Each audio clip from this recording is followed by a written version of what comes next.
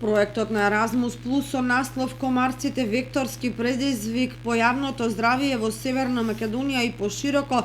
чиј координатор е јавната здравствена установа Центар за јавно здравје Скопје, кој денеска ќе биде представен на јавноста, несомнено ги засага и граѓаните на општина Кочани, особено поради фактот дека Кочанската котлина со ризиштата се своевиден природен инкубатор на овие инсекти.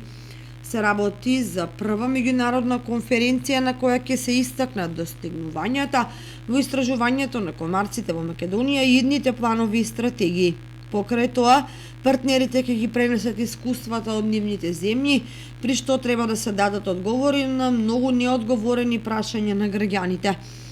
Овој вонсезонски период е идеален за вакви настани затоа што општините сега прават планови и обезбедуваат финансии за контрола на комарците. Од друга страна, настанот е особено важен за граѓаните и за институциите, бидејќи истражувањето на комарците во Македонија не се спроведува уште од времето на искоренување на маларијата, а климатските промени, размената на стоки, брзата урбанизација и други човечки влијанија се повеќе придонесуваат да се појават инвазивни видови комарци и вектор преносливи болести.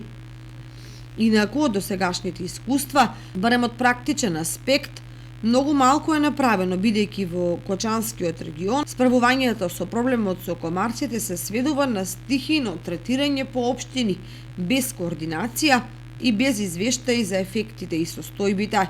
Токму затоа очекувањата се дека резултатите од истражувањата ќе иницираат мерки за подобрување на состојбите со проблемот на комарците.